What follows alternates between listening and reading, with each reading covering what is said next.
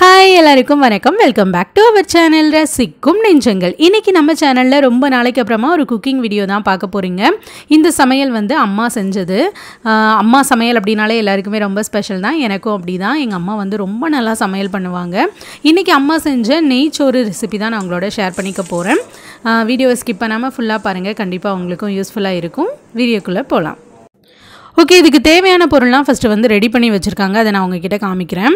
3 பெரிய வெங்காயம் வந்து இந்த மாதிரி கட் பண்ணி வச்சுருக்காங்க. தக்காளியும் வந்து ஒரு மீடியம் சைஸ் தக்காளி, அப்புறம் ஒரு சின்ன சைஸ் தக்காளி வந்து எடுத்துக்கோங்க. ஏன்னா ரொம்ப தக்காளி சேர்த்தோம் அப்படின்னா சாப்பாடு வந்து ஒரு மாதிரி புளிப்பாயிடும். ஸோ அந்த மாதிரி தேவைப்படாது. அப்புறம் மிளகாவும் இந்த மாதிரி ஒரு 3 மிளகா காரத்துக்கு தகுந்த மாதிரி எடுத்து வச்சுக்கோங்க. அப்புறம் அரிசி வந்து பார்த்திங்கன்னா 1 கிலோ அரிசி தான் இன்றைக்கி பண்ண போகிறாங்க. ஸோ அதை நல்லா வாஷ் பண்ணிவிட்டு ஒரு அரை மணி நேரம் ஊற வச்சு தண்ணி வடித்து எடுத்து வச்சுருக்காங்க. புதினா மல்லி எல்லாம் எல்லாமே ரெடியாக இருக்குது. இப்போ வந்து பண்ணிடலாம். ஓகே, பாத்திரம் வந்து நல்லா சூடானதுக்கப்புறமா அதில் வந்து தேவையான அளவு, அதாவது 2 டேபிள் ஸ்பூன் நெய்யும் 1 டேபிள் ஸ்பூன் அளவுக்கு எண்ணெயும் சேர்த்து நல்லா எண்ணெயை வந்து சூடு பண்ணிக்கிறாங்க. நீங்கள் ஃபுல் அண்ட் ஃபுல் நீங்கள் நெய்லேயே செய்கிறதா இருந்தால் கூட செய்யலாம். நாங்கள் வந்து நெய்யும் கலந்து செஞ்சுருக்கோம். இப்போ வந்து இதில் எண்ணெய் காஞ்சதுக்கப்புறம் தேவையான கறி மசாலா பொருள் ஸ்பைசஸ்லாம் வந்து நம்ம ஆட் பண்ண போகிறோம். இதில் வந்து பார்த்திங்கன்னா அம்மா ஒரு 4 துண்டு வந்து பட்டை சேர்த்துருக்காங்க. கூடவே ஒரு ஸ்டார் சோம்பு சேர்த்துருக்காங்க. ஒரு 4 ஏலக்காய், 5 கிராம்பு, அப்புறமா பிரிஞ்சி இலையும் ஒரு 2 இலை கட் பண்ணி சேர்த்துட்டு அது நல்லா வதங்கினதுக்கப்புறம் கூடவே பச்சை மிளகாவும் வந்து சேர்த்துருக்காங்க. காரத்துக்கு தகுந்த மாதிரி ஒரு 3 இல்லை 4 வந்து சேர்த்துக்கோங்க. அதுக்கப்புறம் அதில் வந்து கட் பண்ணி எடுத்து வச்சுருக்கிற வெங்காயமும் சேர்த்து நல்லா கலர் மாறுற அளவுக்கு வதக்கிட்டு கூடவே வந்து கழுவி எடுத்து வச்சுருக்கிற அந்த புதினா மல்லி இலை அதையும் சேர்த்து நல்லா வதக்கிக்கோங்க.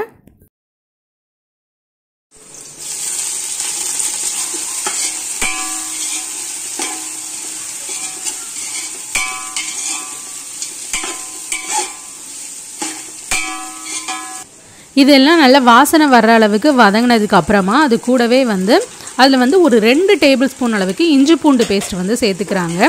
எந்த ஒரு நான்வெஜ் ரெசிபியாக இருந்தாலும் நம்ம வந்து இஞ்சி பூண்டு பேஸ்ட்டு சேர்த்தா தான் அதோட ரெசிபியே ஃபுல்ஃபில் ஆன மாதிரி எனக்கு வந்து பர்சனலி ஃபீல் ஆகும். அதோட வாசனையே வந்து வேறு லெவலில் இருக்கும். நம்ம ரொம்ப முக்கையாக சமையல் செஞ்சால் கூட அந்த இஞ்சி பூண்டு பேஸ்ட்டு சேர்த்ததுக்கப்புறமா அதோட நம்ம ரொம்ப நல்ல சூப்பராக ஃப்ளேவர்ஃபுல்லாக சமைக்கிறோம் அப்படிங்கிற அளவுக்கு நல்ல வாசனையை வந்து அது கொடுக்கும். அதுக்கப்புறம் இது நல்லா இஞ்சி பூண்டு பேஸ்ட்டு வதங்கினதுக்கு அப்புறமா கட் பண்ணி வச்சுருக்கிற தக்காளியும் சேர்த்து நல்ல சுருளை வதக்கிக்கிறாங்க. தக்காளி வந்து இதில் முழுசாக கிடந்துச்சு அப்படின்னா நல்லா வதங்காமல் இந்த சாப்பாட்டில் தெரிஞ்சதுன்னா நல்லா இருக்காது. அது வந்து ஒரு மாதிரி புளிப்பு சுவை வந்து தெரிய ஆரம்பிச்சிடும். ஸோ நல்லா இதை வந்து நல்ல சுருளை நல்லா வதக்கிக்கோங்க.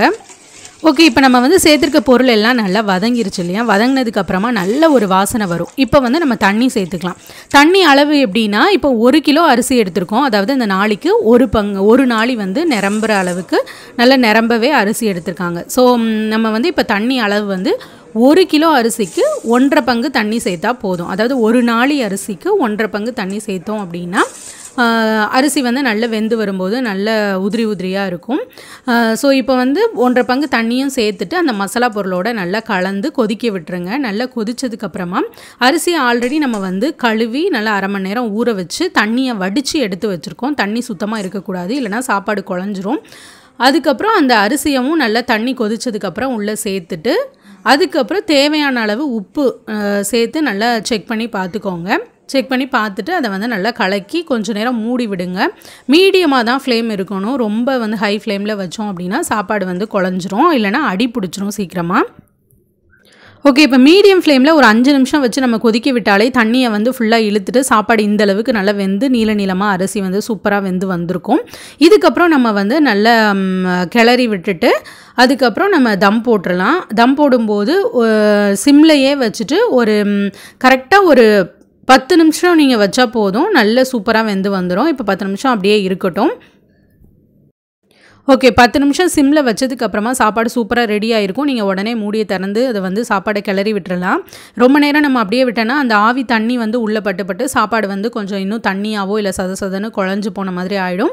ஸோ எடுத்து பார்த்தோம் அப்படின்னா சூப்பராக வந்திருக்கு சாப்பாடு. இந்த நெய்ச்சோறில் வந்து நீங்கள் லாஸ்ட்டாக பரிமாறும் போதும் இல்லை சூடாக இருக்கும் போதே வந்து ஒரு ஸ்பூன் நெய் சேர்த்துட்டு பரிமாறினாலும் ரொம்ப நல்லாயிருக்கும் வாசனையாக. பட் எங்களுக்கு வந்து இதுவே போதும் நெய் அப்படின்றதுனால நான் எக்ஸ்ட்ராவாக சேர்க்கலை. சூப்பரான அம்மா செஞ்ச நெய்ச்சோறு வந்து ரொம்ப நல்லா ரெடி ஆகிருக்கு. அம்மா வந்து சிக்கன் குழம்பும் இதோட சேர்த்து செஞ்சாங்க. அது வந்து நான் அடுத்த வீடியோவில் வந்து நான் உங்களோட ஷேர் பண்ணிக்கிறேன். இதோடய சேர்த்து நான் ஷேர் பண்ணால் வீடியோ வந்து ரொம்ப லென்த்தாக போயிடும். ஓகே, இந்த வீடியோ கண்டிப்பாக உங்களுக்கு யூஸ்ஃபுல்லாக இருக்கும் அப்படின்னு நினைக்கிறேன். ஓகே, அவ்வளோதான். இந்த வீடியோ கண்டிப்பாக உங்களுக்கு பிடிச்சிருக்கும்னு நினைக்கிறேன். பிடிச்சிருந்தால் லைக் பண்ணுங்கள். இந்த வீடியோ யாருக்காச்சும் யூஸ்ஃபுல்லாக இருக்கும் அப்படின்னா ஷேர் பண்ணுங்கள். இந்த வீடியோ பற்றி நீங்கள் என்ன நினைக்கிறீங்க, எப்படி இருந்துச்சு, யூஸ்ஃபுல்லாக இருந்ததா அப்படிங்கிறதையும் கமெண்ட்ஸில் ஷேர் பண்ணுங்கள். அதோடவே அம்மா வந்து வேறு ஏதாவது ரெசிபி வந்து உங்களுக்கு செஞ்சு காமிக்கணும் அப்படின்னு நினச்சிங்கன்னா அதையும் சொல்லுங்கள். நான் கண்டிப்பாக செஞ்சு காமிச்சு அதையும் ஷேர் பண்ணுறேன். ஓகே, இவ்வளோ நேரம் வீடியோ பொறுமையாக பார்த்ததுக்கு ரொம்ப நன்றி. அடுத்த வீடியோ சிக்கன் குழம்பு ரெசிபி வந்து வரும். அதையும் மறக்காமல் பார்க்கணுன்னா சப்ஸ்கிரைப் பண்ணி வச்சுக்கோங்க. இவ்வளோ நேரம் பொறுமையாக வீடியோவை பார்த்ததுக்கு ரொம்ப நன்றி. தேங்க்ஸ் ஃபார் வாட்சிங்.